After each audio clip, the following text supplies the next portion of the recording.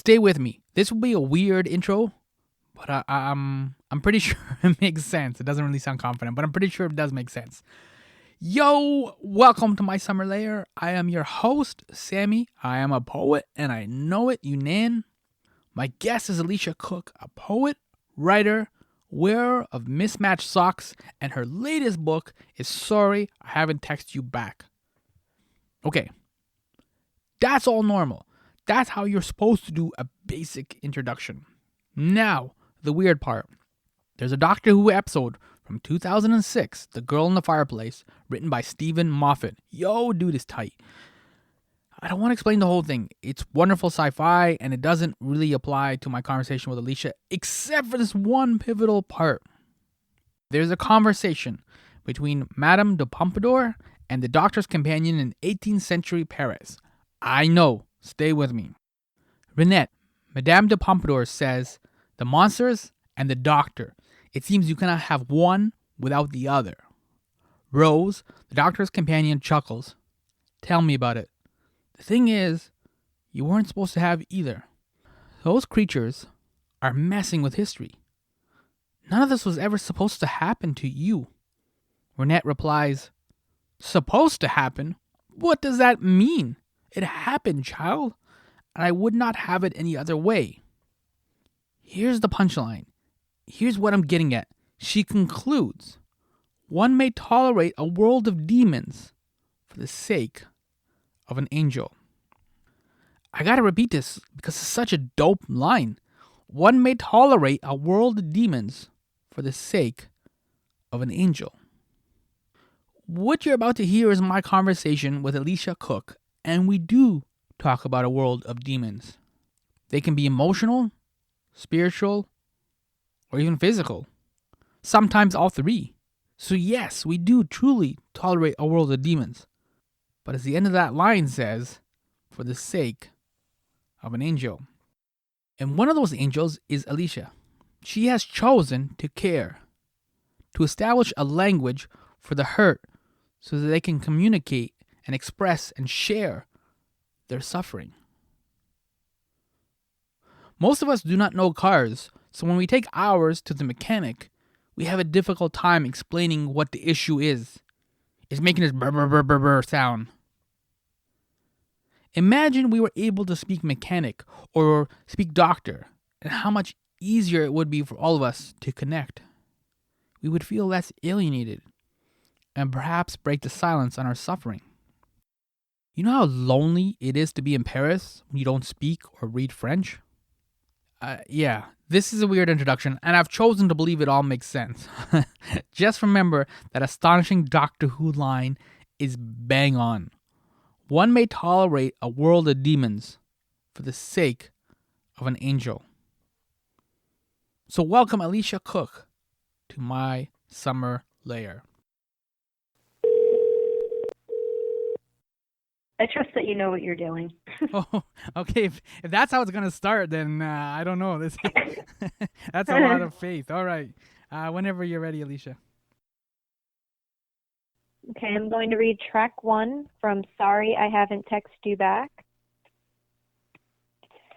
I tell you I feel tired, and you say, but you slept for 12 hours, and I knew you didn't get it. I tell you maybe I need vitamin D, and you crack a joke about your dick, and I knew you didn't get it. You tell me I have nothing to be sad about, and when I agree and you meet me with a shrug, I knew you didn't get it. I tell you the noise and the crowd are getting to me, and you say, I told you that you didn't have to come, and I knew you didn't get it. I tell you my temples feel heavy, and you say, take Advil, and I knew you didn't get it. You suggest maybe another shower or makeup or a run will lift my spirit, and I knew you didn't get it. I tell you and I tell you and tell you, and you never get it. Don't worry, it's not your fault. I get it. Woo! That was fantastic. Thanks. Yeah, I will do my best to get it as we kind of get into these questions and talk about your book. As you said, Sorry I Haven't Texted You Back is the new book. Thank you so much for taking some time and for hanging out. Oh, of course. Thanks for inviting me. We'll get into some of the themes of your poem there, but I got to start with the obvious. And since I cannot see you, do your socks match today? What's the sock situation? No, I have a teal sock on and a white and purple sock that is inside out Oh, on. you you also do inside out as well? Yeah, I don't fix them if they're inside out. It's a waste of time. Okay. You're like the Mother Teresa of like socks, like whether they're imperfect or they're like damaged or they've been through things, they've seen some things, you collect them and you give them a good home, you give them some good loving. Yeah, as long as they keep my feet warm, they serve its purpose. Okay. Speaking of purpose, you read track 1, but I want to ask you about track 60. 16 1 1 6 No, 60, track 60. 60. You write, oh, hang on a second, let me get to the right page. Track 60, you write, I've always been more prose than poetry, more open-ended than happy ending. Actually, well, you also write, I don't think socks have to match.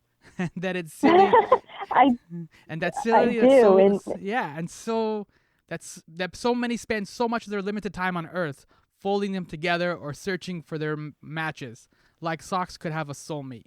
I appreciate puns, but I want to talk about the first part there because you said I've always been more prose than poetry, more open ended than happy ending. So, sock it to me. Is this a manifesto? I think so. I think that this is the most autobiographical I've ever been, not just in this poem, but in the entire collection. I think if you care to get to know authors more, Mm-hmm. you walk away knowing me well. Yeah, that's a good. Yeah, it's a good way to put it. It's like reading the whole book. It's like a good first date where you meet somebody Hmm. and they tell you stories and you have some laughs and they even tell you a couple of like dark things or some maybe secrets or something that you wouldn't normally expect on a kind of first date. But it's like, yo, I that like that. I like that analogy. right? Where it's like you walk away and you're like, yo, that was a pleasant human being. I enjoyed her company. That was my takeaway reading the book. Oh, thanks so much. That's high praise. I appreciate that. So I gotta ask though, like, how are you comfortable sharing so much? Like, do you consider openness to be like a habit or something you practice, the way people brush their teeth or work out on a regular basis? So it seems that I'm comfortable with sharing because I do share a lot. But in reality, I mean, human beings are very complicated and layered. There is a lot I don't share. The public probably only knows really about like 20%, if that, of my actual real life. So I do keep something sacred and private into myself. But I think that sharing is medicinal. It helps you connect with people. I share something and multiple people that read my work share back either something similar or they think that they can share, like it's a safe space. It creates dialogue and healing that way. And Mm-hmm. so even when I'm uncomfortable, I know that there's benefits to me using my platform or my voice to help people understand that they're not the only ones feeling a certain way. So like, even when it's uncomfortable, I know that usually when it's uncomfortable, I know even more that I should share it. Like the more uncomfortable I am, the more I think, well, other people need to see this. Yeah, because I can ask you and we can both make jokes about your socks, and that's just kind of silly and that's kind of fun, and it's necessarily a little bit of biography about you too. But then to ask you Hmm. about, I don't know, like relationships or being a woman or some of the other themes that kind of echo throughout your work, then it gets a lot harder to kind of connect on those things, right? It's a lot easier to talk about your work, the work in general, than to talk about the work, if you know what I mean, like the work of who you're Oh, becoming. yeah, absolutely. That makes sense. And it always depends. Like, I like to meet people where they're at. I always tell people, you could ask me whatever you want, whether I answer or not, that's up to me. Mm-hmm. But no matter who you identify as, what gender you are, I think you could walk away with a general understanding of like, wow, I connected to this work, even though, a straight woman wrote this work. I've connected to it because I think I boil down like being human to it's just so universal, I think. I mean, a lot of the themes kind of like I've already touched upon them. Like some of them are like friendship, love, becoming a woman, those kind of things. those are like experiences that everyone's kind of going through. I'm not necessarily experiencing my own type of womanhood, but generally, like a lot of people are going through those. And I think that what you're talking about too is the buzzword which we don't talk about enough, which is authenticity, right? Mm. Authenticity feels like it's comforting and it feels like home. It's like when you give somebody a compliment and they accept it at face value. Oh, I do look good today. Thank you. Yeah, I think in this world being authentic and transparent has become like very rare. So I think when people read something by me or any other author and they recognize themselves in it and they feel that it's authentic, honest work, I think, yeah, I definitely think that they connect to it more so, and that I think causes people to connect to me more as a person, not just the author of the words. You know, they tend to believe they could trust me, which they can, but they usually take that takeaway is because I'm writing so honestly about my own life. Yeah, and that makes sense because this is the third title with the word I in it, right? Stuff I've been feeling lately. I hope my voice doesn't Hmm. skip. And the new one is sorry I haven't texted you back. Partly, I guess you're using the I in the book titles as a kind of invitation. Like you're putting your hand out first, and you're like, look, I'll tell you a couple of secrets. I'll tell you a couple of stories behind some of the scars I have. And then hopefully you feel comfortable enough to share some of your own stories. Absolutely, that was really beautifully put. I'm glad that you noticed that. I do put that out there as the invitation, as the understanding that I am writing from my own experience, and you might be able to see yourself in it, because most of what we go through is very universal. And I do basically every 2 years or so hand over essentially my diary Mm-hmm. and say, this is what I've gone through. And I think that this collection, more than the others, is about becoming and overcoming. And what is it that you are becoming and what is it that you are overcoming? I think that I'm becoming more more of my true self, which is everyone's hope, right? When you're journeying through life, you hope that you keep growing and becoming more your authentic self. Mm-hmm. I think I'm becoming that. This global pandemic has forced me to sit still for quite some time, more than I've ever sat still in my life. And I think that I'm becoming more aware of what matters to me, what should matter to me. My priorities are in order. I found a level of calm I've never found before, and it's empowering me to really just put it out there because as put together as I could seem, I do still go through pain and hurt, and I think that there's always lessons to be learned in them. I'm overcoming what everyone is universally overcoming is, the anxiety of the unknown, mental health being impacted during not only this time, but how I know you're aware that I talk about having drug addiction in my family Mm-hmm. and the implications of that. So I think we're always overcoming. I don't think something I write in this new collection is we are in repair. We're never beyond repair. Mm-hmm. Like we're never finished. We're always healing, learning, growing. Is it songwriting or poetry? I forgot what the actual term is, but it's the idea that like songs or poems are never really finished. They're just kind of abandoned.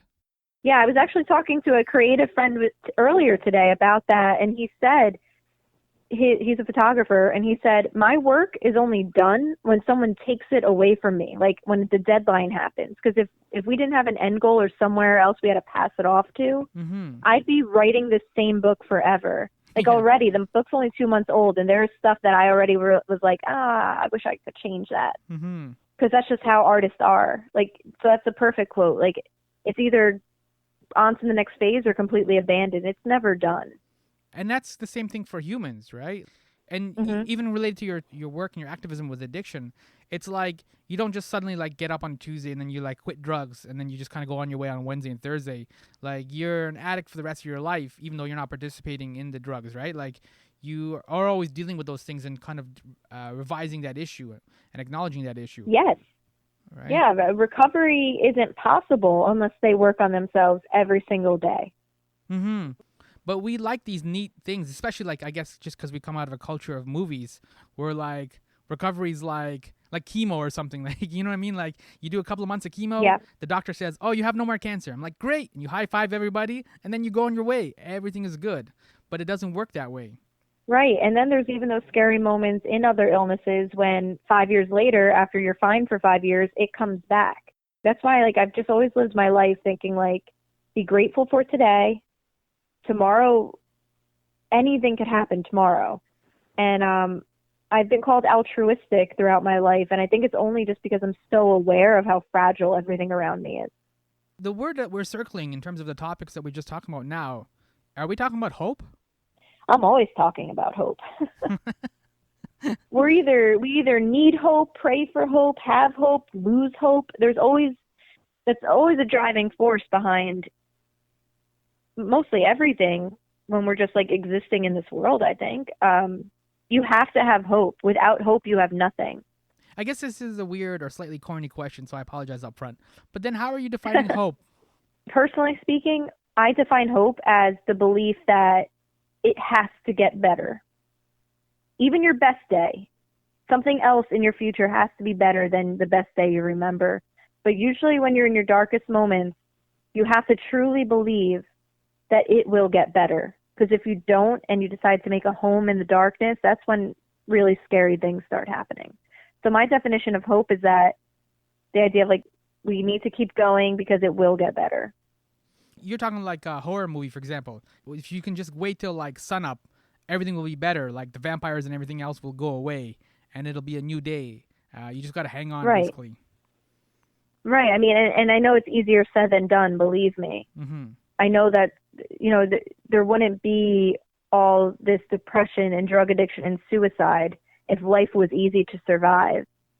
One of my favorite shows, actually, speaking about vampires, is Buffy the Vampire Slayer. Oh, okay. And something she says in the end of the 5th season, when she sacrifices her life to save the world, she tells her sister the hardest thing about the world, something about, like, I haven't seen it in years, but, like, the hardest thing in this world is to live in it. Yeah. But you have to keep living. So then, okay, sports fans, right? They always have next season, right? The team might make a trade. They might hire a new coach. They get a really cool draft pick. There's something to indicate momentum and hope for the next season. So you're not a sports team. You're just a poet with mismatched socks making your way through New Jersey. So what are some of your, I know I probably should do a better bio for you, but so what are some of your metrics for hope then? How do you know things are getting better or there's momentum? Like most artists, I pay attention to the details, the small things that a lot of people sometimes take for granted or skate over. So like the fact that right now I could hang up the phone with you and call my mother because my mom is still alive and well gives me hope that like we're still going to have some holidays together and normal days together, and I have my mom. So like little things like that keep me going. Yesterday, I didn't have the best work day, but when I got to the coffee shop, they gave me a large instead of a medium. I found joy and hope in that. Like, wow, this is good. I'm going to keep going. Today was a beautiful day weather-wise. I could keep going, but I don't look for massive signs. There's no colossal sign that has ever come down to me and said, Alicia, keep going, and this is why. Like there's no like echoey voice. It's always these little moments where I find like, okay, this life is hard, but it's worth it. Yeah, it's like the equivalent of like when you hold a baby and they smile at you. It's like the kid can grow up and do a million different things, and you hope that they do a million things and they're cool and they have a good life, whatever. But for that 30-second moment when they're just kind of smiling and they got no teeth and no hair, everything is good. Right, and it's like that innocence is there, and you just want to protect it, but you see the hope in like the future and just one little moment. So I look for those little fleeting moments to reinstill my hope if it tends to be, losing its steam. How are you balancing hope, which looks ahead, with nostalgia, which looks back? Because a lot of your writing is past tense as well. Yeah. So again, it's a pretty kismet almost that we're talking about this, because I just was meeting with my friend earlier, like I said, and we talked about this too. I look behind me a lot, not in regret, not in what ifs, but I think a main theme is nostalgia in all my work, because I want to remember it. I want to remember the feelings and the moments, and because life is so fleeting.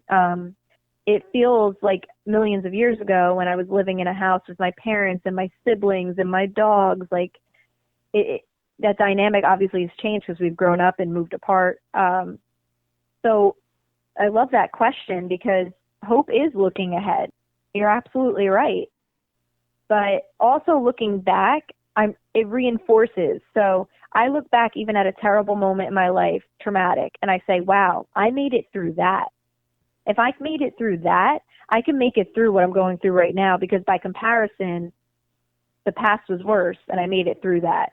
And in that thinking, hope appears, because I have proof that I've lived through something hard already. I think the problem with right now, with the pandemic, especially in the United States, we like to look ahead. Hope, planning things and looking forward to something kind of got ripped from us, and all of a sudden we were basically living the same day over and over and over again with no light at the end of the tunnel. And I think that that's why so many people mentally broke under these circumstances, because hope did disappear for a little bit if you didn't know exactly, the little spaces to look for it. Yeah, because we were living a life of cycles, right? So Right. you knew when the school year started, you knew when summer vacation started, like you know when the Right. season started, like you knew it was fall, winter. So you put away the t-shirts and you pull out the sweaters. We lived a life of cycles, and then the pandemic happened, and then everything kind of ground to a halt, and nobody knew Yep. which way to go. And we're so used to GPSs and direction that we haven't been lost for so long. And so now all of a sudden we got lost, So true. and we're Yep. like, So true. I don't know what to do. Like we got lost in a GPS world, which is weird. Yeah, and we got lost in our own four walls of our homes that we're supposed to know Yeah. is another thing. Like we were stuck home, and so many people realized, so many people had to sit with themselves for the first time, and God knows how long, and not be distracted and really be in your own head and with yourself. Mm-hmm. And it was scary for many people, on different levels, let alone not knowing, some people woke up stuck at home and realized that they didn't even know who they were married to, or they're just getting to know their kids for the first time. So it's overwhelming. Yeah, it is a lot of emotions. But I don't know how to deal with that, so I'm gonna circle back to you and to your emotions. So when you look back at some of your earlier work or some of your previous journals, or even if a fan talks to you about your older work, do you recognize the person or the woman or the lover or the friend you were back then? I was thinking because in Kevin Hart's latest comedy special, Zero Fucks, he said he likes talking about his kids in his comedy specials because they grow up for him, right? Like he's gone from making jokes about toddlers to making jokes about teenagers. So he's got a public Hmm. record of his kids. And I'm sure as his kids get older, and now they're obviously teenagers, so they can go back and then kind of hear stories about who they were and try to see who they were through his eyes. So when you look back at your stuff, do you recognize the person or the woman or the friend or the lover that you were in that time, in that window? Yes, I do. And it's definitely like the Kevin Hart reference. It does serve as a record. So when I wrote Stuff I've Been Feeling Lately, my first poetry book, I wrote that I was at my worst, deepest, darkest depression, worst, creating my own hope, to use that word, in that book, to just believe it could get better. And I know I've spoken a lot about that in the last 5 years, so I won't waste too much time. But it doesn't mean I like what I'm reading. There's one particular poem and Stuff I've Been Feeling Lately where I talk about not remembering things, and and at the time I did not realize that memory loss was a side effect of trauma. I didn't know that. Now I know that, so I'm reading it through that lens of knowing oh no, young Alicia, you were really hurt and your memory is fucked up because of that. Is it we're trying to block it out? Right, yeah. I'll write about saying someone will show me a photo. So in the poem, a person in the poem is showing me a photo and I don't recognize that moment. I don't remember being there, essentially. And it was because I was going through such a traumatic span of time that I was basically just like disassociating and going with the flow and not remembering like certain dinners or certain moments, to no fault of my own. So I don't like when I go back and read about how broken I was, even though it's the truth, because it makes me sad that I spent so much of that time of my life just completely disconnected from myself. You're Leonard Cohen. Like what's the line that he has? It's the cracks. I like the cracks because that's where the light gets through. I butchered the line Yes, completely.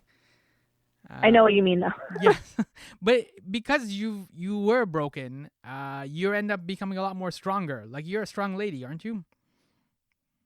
I consider myself resilient. Okay, so there you go. That's a better term. Yeah, but that's the thing. Like, I think there's a temptation to always, like you said, block it out. It's the thing we do where we kind of like we glamorize like childhood, and you kind of gloss over a lot of things that were awful in it. Oh, and it's the same thing in relationships. When a relationship comes Right. to an end, you just kind of focus on the good stuff and maybe a couple inside jokes, maybe a few fun moments like that. Like you're not even together, so there was clearly a couple of reasons why you guys broke up, but you gloss over all of that and you just kind of focus on the positive. Right. And we do that because we romanticize things, right? As a species, humans romanticize everything. You know, if it was a wonderful relationship, why'd you cry so much? Like that's a lot of times like I would hear my girlfriends tell me that. Like, Alicia, if you were so happy with him, why were you sick to your stomach all the time? So I think in keeping a record, no matter what art form you do, I think that you should always treasure it because it is capturing who you are in that one moment in time. And hopefully you look back and you're like, wow, I grew so much since then. I think part of it too sometimes is embarrassment. Like you just used the example of like, your friend saying to you like, if it was such a great relationship, why was your stomach always hurting and stuff like that? I think Mm. sometimes there's like red flags that we see and we sometimes tend to ignore them. And then when they actually come true or you finally start to see them, you're like almost embarrassed. We're like, that was pretty Right. obvious. You That feel dumb. You feel yeah. dumb. You're like, how did I miss that? Why did I waste all that time? Mhm. But for me, anything I've gone through, I've written about, happy, sad, or indifferent. So I always feel like it's not for nothing. Like I'm always spreading a message of something. I'm connecting to people. So I've tried to make, lemonade out of lemons with all my good or bad decisions. And speaking of your decisions, track 89 has a line that I want to ask you about. It says, "It's been 2 years since I've stepped into the arcade." When you did go to arcades or play video games, what was your jam? What was your go-to game? I, in that particular arcade that I refer to, Crazy Taxi. Oh my! I'm so good at Crazy Taxi. Oh, yo, I'll take you on. That game's so fun. It's so hyper. I know, I know. And I used to babysit the arcade I'm referring to. I used to bring the kids. I babysat for 10 years, the same kids. And I brought them to that arcade literally every day. Growing up, met different boyfriends at that arcade. That arcade's like entwined. My brother got his first job as a kid at that arcade. But yeah, Crazy Taxi was my go-to arcade game. Oh wow! All right, okay. We're gonna wrap this up soon so we can go play some Crazy Taxi and like hang out. I wanna take you on. But I don't want to give people just the impression. Like I know we've been kind of talking about some heavy topics aside from the socks and the Crazy Taxi. Right. But like you don't just also just write like static poetry, like lines on a page. You think in terms of experience. Mm. Your book is a great example. You have Instagram is very visual, very engaged. It's an experience to go on your Instagram. So, as an Insta poet, is that the correct term? Yeah. How do you go about approaching your displaying your work? Are you working with a designer? Like, do you go through cycles and themes and ideas, or like, what's the approach to making experience on like Instagram with poetry? Well, it's all me. I make everything. I do go through cycles of like themes. So right before, leading up to my book coming out, I was into like taking pictures of my words with flowers or, autumn leaves. I went through that vibe for a while. For a long time, I was very like white background. I would bold a line I would want people's eyes to catch. But I really just, right now I'm just doing the colored borders because I've just been so busy and I still want to create content, but I just don't have time to like elevate it too much. Mm-hmm. But I do, it's, everything has its season and I go through vibes. As long as I'm not doing what everyone else is doing, I feel like I'm happy with that. In terms of doing what nobody else is doing, that brings us to a setup in Sorry I Haven't Texted You Back, which is side B. Can you explain what side Mm. B in the book is? Because this is wild and fascinating. It was a real surprise. Oh, okay, yeah. So the book itself is a complete concept of a cassette mixtape. We used to make mixtapes for people. So, like a tape, tapes have two sides, side A and side B. So the book has two sides. Side A in my book is the 92 poems. Side B in my book are those same 92 poems, but with some words scribbled out to basically lift a new poem from those old words. And it's called blackout poetry. Mm-hmm. And it's a visual thing, so it's very hard usually to talk about because it's more visual than anything, I think.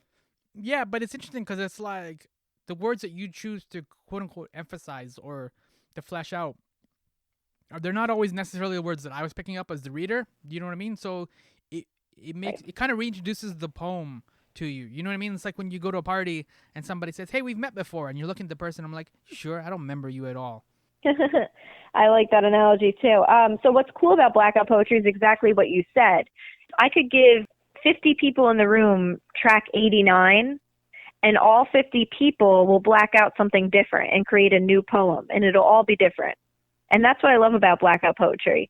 Depending on what catches your eye first, creates like the experience. When you're writing this book, you said that there are certain things that you won't share. You obviously are writing a journal too. So is there an approach, I guess, in vulnerability to when you're sitting down to write a poem or work on a poem versus like writing a journal? Do you have less armor, I guess, is the better question? Usually my poems come from journal entries or a fleeting idea. So those are usually the two ways. Like on my Instagram right now, you might notice that every so often I've been posting something with an April date. Mm-hmm. Those are straight up journal entries. But I want to be open and I want to be cohesive, and, the same basically, throughout every platform I might be on. So I do approach writing the same way, whether I'm writing just for myself or for the public. Just write from an honest place. Do you get surprised by some of the emotions or the thing you didn't realize you were feeling? Um, no, because, well, yes and no. So mostly no, because I write in real time, whether I post in real time or not. So I know what I'm feeling, like as I'm going through it. But lately, it's funny that you asked that, because lately I've been thinking back, like years back, and pulling from that. And I am surprising myself in like what I can remember, and two, like how some things I'm thinking about still are like hurting or upsetting me or making me smile to this day. Is it intimidating then, like hanging out with you in terms of like, if a boy approaches you to ask you out because you put so much of these experiences in your own work, so there's always a danger that like a joke between us might end up there, or a disastrous date might end up becoming a poem or something like that. Do you find that people are intimidated to hang out with you, or are they just as open as you are? Well, most of my friends I've had for like 15, 20 years at this point. So, and I've always been a writer, and they've always kind of understood that like it's fodder, But if they are intimidated of, people I've met throughout my life, if they realize that I'm a professional writer and this happens, like if they are intimidated, they don't necessarily tell me. But my family, my friends, my relationship, they all just understand that they could be reading something and know that it's about them, or know what I'm talking about. Yeah, that's gotta be interesting. Yeah, I think about that sometimes. Like, I'm going to throw something, I'm trying to think, but like my family's the biggest thing. Like, and I hope my voice doesn't skip. I focus a lot for some reason, looking back now, on my family, my parents and my siblings. And I'm like, wow, they read that. I mentioned the Kevin Hart thing, but it's just sometimes too like Dave Chappelle was talking about when he was a younger comic. his grandmother would sometimes show up to his shows.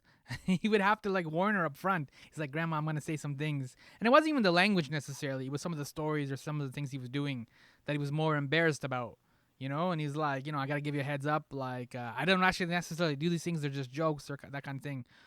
It's gotta be weird to like, if you choose to be open and want to share about your experiences and stuff, that's fine. But it's like it's a weird contract and I'm not criticizing, but I'm just saying like from their experiences, I could see it too. Like it's a weird thing to like have their moments. Like when I asked you just now about the arcade, you were telling me about how your brother got this job at the arcade and his arcade was really special to you. It's like even something as simple as that is like immortalized. Oh, yeah, absolutely. And I mean, I don't take it as criticism. It's the truth. I mean, when you have someone that's literally documenting their life or their career, it has to enter their mind. But I think that I don't think I've ever crossed boundaries. Mm-hmm. I mean, one ex-boyfriend might think I have, but like, I'm trying to think of that. Anne Lamott has this quote that says, "You own everything that happened to you. Tell your stories. If people wanted you to write warmly about them, they should have behaved better." Oh, that's great. Yeah, she's amazing. Yeah, and like, she sometimes gets controversial herself, but like that one quote sums up how I look at it. Because I'm sure I'm not the hero in everyone else's story, in other people's stories. So I think it all balances out. But I do enjoy talking about this because I don't think anyone's ever really asked me this in an interview, because it's very evident that I'm writing about people in my real life. And I don't think anyone's ever been like, "So what do they think about it?" Mm-hmm. So sometimes, though, I do have to tell my parents that, like, I do write from life, but sometimes, I use poetic license and I exaggerate or I change. Like, maybe it didn't happen in the winter, maybe it happened in the summer, but I want to talk about snow, so I'm going to move when it happened. And sometimes I do exaggerate things for, the poetic impact of it. Mm-hmm. And I do tell my parents that because I don't want them to worry about me all the time either. Yeah, I mean, it's the same thing. Like when a stand-up comic is making a joke about a talking baby, like you obviously know for the sake of the joke that the baby's not talking, but Right. the story's funny and the joke is funny. You're like, all right, I can accept that. You know what I mean? Right, and there's something in you, right, that knows that even though the baby's not talking, there's something in you that wow, this is pulled from somewhere in real life, though. Like it started as a real life moment. Yeah, and this goes again to what we were saying before about authenticity, right? So when you're writing about like relationships, either with boys or with your family, or experiences with your family, it's like there is an element of truth in there. And obviously, like you said, you're extrapolating this because you're writing for an audience. So, like we can just take an obvious example of like when you break up with somebody, it's horrible and it sucks and everything else. If you write about it personally, that can become universal because everyone's gone through something similar like that. Yes, absolutely. But I think everything's fodder. I treat everything like it's fodder. I wouldn't have a career if I didn't. Yeah, so then that's my next question. So don't you ever just want to write like fiction for the sake of like just taking a break, like just giving your heart a break basically? No, I think that the cliche quote that life is stranger than fiction has always enthralled me. Mm-hmm. Like I'd rather experience and really like investigate real life before I enter, a fictional world, because even fiction, that's always loosely based on some kind of reality. So you're really not escaping your own heart when you're writing that either. Yeah, it's interesting you said that, or you said you've done a number of interviews and people haven't talked to you about some of these topics. I was listening to a number of interviews you've done, and it's very hard because you do write so open, and it's very, I guess you have like open heart surgery, you know what I mean? And so it's like the way you write, if I saw you and you had like a tank top or a low cut shirt on or something, and it's like, I want to ask you about that scar above your heart, right? But it's impolite, and you see it and you notice it, and you're like, I'm so curious. It feels like, what's the analogy? I guess it feels like when you're like on a date with a woman and she begins to cry and you don't know if you should hold her or like hand her a tissue or like how to fix anything. And like, that's the problem sometimes is right. Like you share a lot, and I'm trying to be like, any journalist or anybody who's interviewing you, they're trying to be professional, but they're like, they're asking about the book and your next project and stuff like this, but there's this scar on your heart and they're dying to ask. I appreciate these questions because it is, you know, I was unknown. I haven't been totally unknown in the literary world in like 5 years now. So people could Google me instantly, even when they meet me on the street if they really wanted to, and they learn almost immediately that when I was 20 years old, my 19-year-old cousin overdosed and died. They learn almost immediately that I'm the author behind that viral poem about mental health. So they piece together like, and they do. I'm sure there is a level of being uncomfortable about like, I know that this girl's been through stuff. Like, how do I even approach the topic differently? Yeah, it's hard because it's like, I don't know how sensitive you're. Like you said, you've had family members who have dealt with addiction and stuff like that. So it's hard to talk about that. It's like, well, okay, so then maybe I'll talk about like being like, I made a joke about like womanhood or whatever, right? Like some of those themes kind of come through. I'm like, oh no, I can't do that either, right? And then it's like relationships. I'm like, no, that's a weird gray area too. You know what I mean? So it's like you end up. Hmm. So it's like, all right, so when's the next book coming out? Like that's the easier, safer question because sharing isn't always caring. Right, right. And then that's why I'm always trying to create spaces, like I said, to be cohesive and consistent. Like if I'm writing honestly and you've read something and you want to ask me about it, they should be able to ask me about it. Like I put it out there. My comment buttons I don't turn off. So if people want to, I mean, my DMs are something to see because they're just a ton of people personally sharing their own heartache and connecting to mine. So I feel like, within reason, I do answer any question. So this interview in particular is honestly a breath of fresh air because I've been answering the same 7 questions about this book since it came out. Oh, that's a really sweet compliment. Unfortunately, during COVID, we can't do any hugs though. But then, Hmm. like, when you get all these like DMs and Instagram messages and stuff, and people are then like, telling you their stories about like a family member who's dealing with drugs or a relationship that went wrong or these kind of stories. These are tragic stories. I guess I don't know how to word this politely, but like, doesn't it drain you, or like you can always find like a way to support them? Like, you know what I mean? Like you can still always get up, because I think Right. the whole point of Clark Kent was that Superman didn't want to be Superman for 24 hours a day, 7 days a week. You know what I mean? He's like, yo, Lois, man, Oh yeah. stop falling out of a building. You know what I mean? Like, I need a break, Yeah. right? It is exhaustive. Yeah, it is. So it does drain me, especially, this, like you guessed it, like the messages I get are not like, "Hi Alicia, I had a great day today. I got a puppy." Like a lot of the messages are like, "Hi Alicia, my 12-year-old son tried to commit suicide and my 16-year-old daughter's addicted to heroin and my mom just died." And like this is obviously multiple people telling me, it's not just one person, but Yeah. it's always very dark. It's always like, I think I'm depressed, but I'm afraid to tell my mom because she doesn't believe in depression. I'm suicidal, I'm this, I'm that. So it is draining. And I used to burn out quite a bit because I used to try to answer people as quickly as I could. Now I take time out of each of my days where I'm like mentally prepared to open my DMs and spend an hour or so responding to people. And that's helped me balance that because you are absolutely right, especially being, I'm empathetic and I'm almost like a sponge where their pain does become like my pain and my heart breaks for them. But I do respond to everyone. Yeah, and that's why I use the analogy of like, when you're on a date and then a woman starts to cry, you feel so helpless, right? Like you can't Right. fix whatever it is making her cry. And yes, you can hug her or hand her a tissue, and it is a small gesture and those things help obviously. But it's like at the end of the day, you really haven't done much to like fix it. You know what I mean? It's like so you just end up standing there. It can be frustrating sometimes, but it's interesting because you basically then, by choosing to write the way you do, you've become a lighthouse for this community of people, Mm, right? You're attracting a lot yeah. of people who are going through darkness or struggling through something or a negative experience of some kind, and you're trying to provide light for them.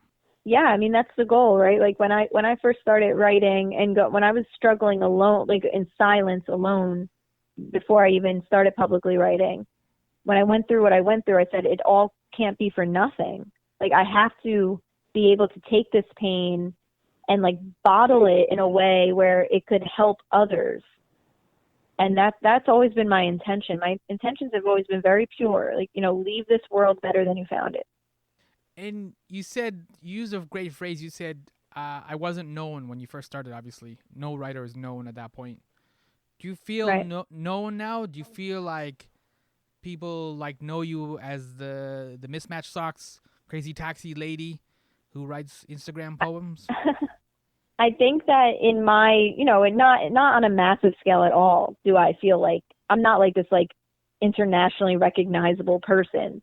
But I think within my circle, within my universe, I think people could know me, and if they don't, they could quickly find out a lot about me. So it's more about like how much of a fingerprint I have on the internet now, and how easy it is to like look stuff up about me. Yeah, that's what I mean. I think sometimes we confuse fame with being known. So where can people find you online to see your Instagram work? Where can people find you online where you can be the light for this community that's going through things? Well, officially, I'm on Instagram and Twitter, the Alicia Cook. I have a website, thealiciacook.com. It's all the Alicia Cook, so it's very, again, with my consistency. Mm-hmm. I have a YouTube that I just upload videos to every so often, but mostly I'm on Instagram and Twitter, and I think Twitter is how you and I connected. Yeah, I did reach out to you that way, and I've made sarcastic comments to you as well on Hmm. on Twitter. And I guess just to kind of then wrap up, then, because like just to some of the things we've talked about, it's weird, but it's like you, in a sense, like you already have alluded to this a little bit when we talk about recovery, but like this pandemic, it mirrors a lot of the work that you do with a lot of your activism that you do Right. with like drug recovery, drug addiction, those kind of topics. You're almost built or suited for this time. I guess that's the best way to put it, because you understand I've these. heard that before. Yeah, right. Because Yeah. that's when I was like looking more into your stuff. I'm like, oh yeah, like addiction is like a pandemic, right? Like It is. it doesn't seem to have an end, and you don't know when you're gonna get out of it. And like, all right, tomorrow's gonna be a new day, but then you slip up and it doesn't go this way, and then things like that. So then, knowing that, then do you have then any sense of encouragement or a bit of wisdom that you could share for people that are struggling to kind of get through this? Well, I feel like the only reason I wrote about this, I think in April, but I think it's just on the internet somewhere. The idea of like when this all happened, just because I seemed calm and I adjusted quickly didn't mean that I wasn't like aware of how catastrophic all this was. All that means is like if anyone listening, like if you realize like, hey, I feel calm, or hey, I adjusted, or hey, I'm doing okay. It's not because you're not. It's not because you're naive to what's happening. It's because you're used to sitting in crisis. Like that's the only reason why I was okay, was because I was used to dealing with like some traumatic shit. And like, yeah, usually it's like family based and more isolated, and this is way more universal because the whole world is impacted Mm-hmm. globally. But I was prepared to face another crisis because that's what I have done in the past, unfortunately. So to anyone going through this, and this is like their first catastrophic experience, I know that it's easier said than done, and I know that even these words might not make a difference to you, but one day at a time is a saying for a reason. Mm-hmm.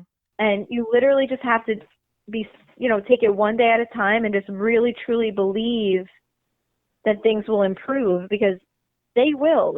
Things are going to improve slowly but surely. And if anything, I feel like a lot of people realize what really matters now. It's not the superficial stuff. It is about human connection. It is about reaching out and helping your neighbor.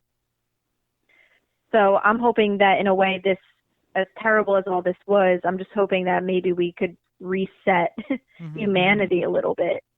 Yeah, to kind of sum up what you're saying, like firemen don't panic. We do. When we see a fire, like a building's on fire or a house is on fire, we panic and we struggle and try Hmm. to put it out. And we're not used to that at all.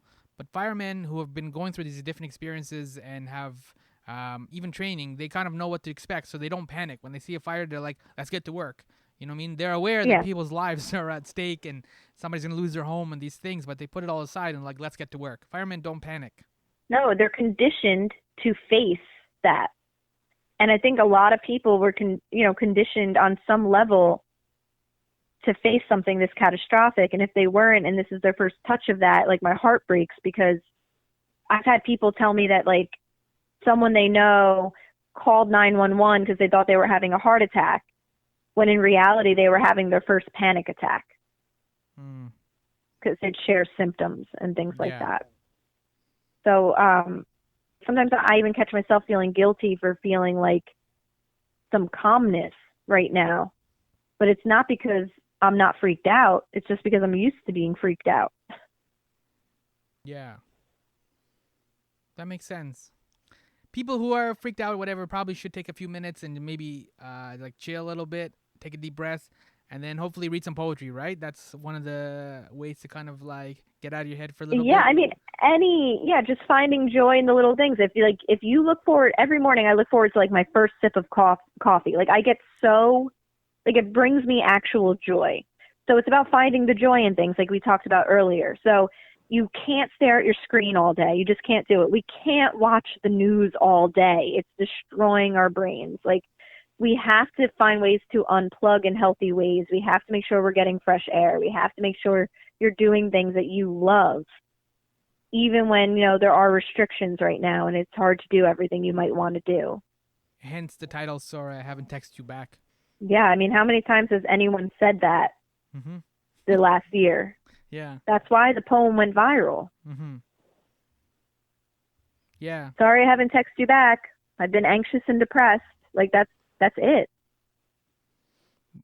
But what you're suggesting is, sorry, don't text people back and like not wear pants and have that and enjoy that first sip of coffee and just kind of chill for at least a few minutes.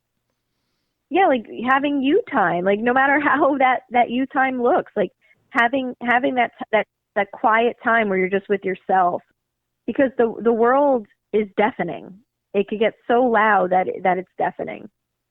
All right, that's a positive note. We should end it there. I've taken up quite a bit of your time, but thank you so much for hanging out. Oh, I appreciate this. Yeah, great call. I love this conversation. Oh, that's really sweet. So the book is Sorry I Haven't Texted You Back. It's out now, and you can pick it up. I highly recommend it. As I said, the side A is a number of poems, just under 100 poems. And then side B is then like the remixes of those poems, and it's really fascinating to see like the different themes, the different words and things that you isolate in side B from side A. It's a really engaging read. If somebody's looking for something new to read or something to do to kind of take a break, as you said, from all the doom scrolling and from all the news and everything like this, get your nose into this book. It is fantastic. Thank you so much. And that's it. I think we covered everything, right? We covered the socks. We covered I had to bring up the socks, didn't I? Yes, you did. Yeah. We covered the poetry, and we covered like you have a lot of emotions and feelings. So I think we covered quite a bit. Yeah, no, thanks. It was a great talk. I messed up the Leonard Cohen line. My apologies to Leonard Cohen, who passed away in 2016. The proper line from his song anthem is, "There is a crack in everything. That's how the light gets in." Which totally makes sense from an ordained Buddhist monk. I am Sammy Younan, and my guest was Alicia Cook. Her book is Sorry I Haven't Texted You Back. Highly recommended reading. Work through it slowly. Thank you so much for joining me on this episode of My Summer Lair. This was less a conversation and more of a spiritual quest. Typically, people who listen to podcasts do it while cleaning or washing the dishes, maybe going out for a walk. I hope some of these spoken words added to your meditative work. I meditate on pop culture and share my observations with the weekly and ever sarcastic newsletter, My Pal Sammy. Go to Substack.com and search My Pal Sammy, and please sign up. Substack.com, My Pal Sammy. Like, please, really, truly, sign up. I am single, and I believe having a newsletter would be a good way to impress women. Hello, ladies. But I need your help to look good. I know this will be a collective effort. Thank you so much for taking the time and listening to me in a Netflix world. Poetry, yo.